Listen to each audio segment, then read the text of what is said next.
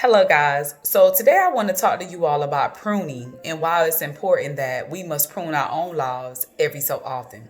So, whenever you prune a tree or whenever you prune a flower, it requires that you cut off the dead branches and that it requires for you to cut off the dead leaves in order for those dead branches and those dead leaves to not poison the entire tree or the entire flower.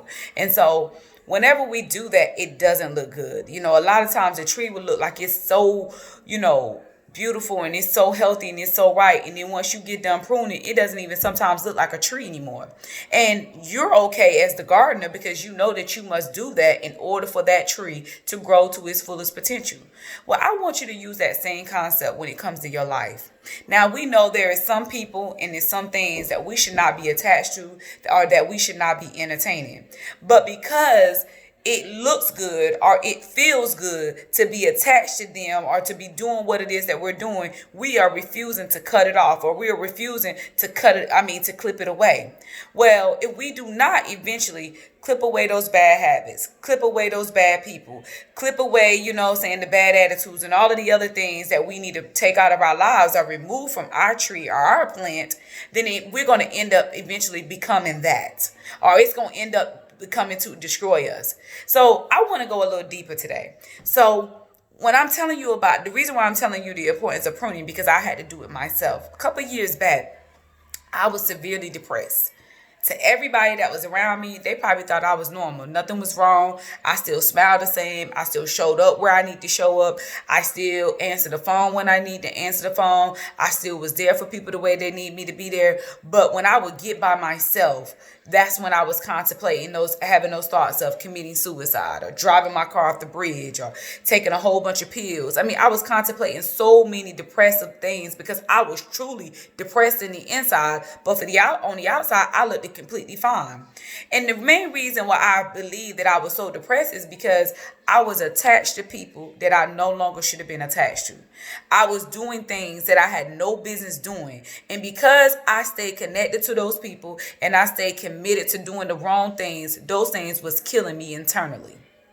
And so what I had to do is I had to listen to that little voice that continued to be constant in my ear telling me why I needed to let those things go. I need you to let those people go. I need you to quit doing the things that it is that you're doing so you can be your best you.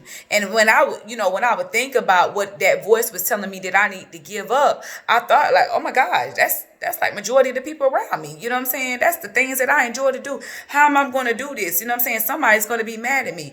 And then I realized that if I did not do it, I was going to eventually die. You know what I'm saying? Because those depressive thoughts that I was having and ideas, I was going to eventually, succumb to them because they were becoming so overwhelming. And so when I did decide to listen to that voice and to clip away those people and to clip away from those things, I did not look as appeasing to everybody. I was not that girl anymore.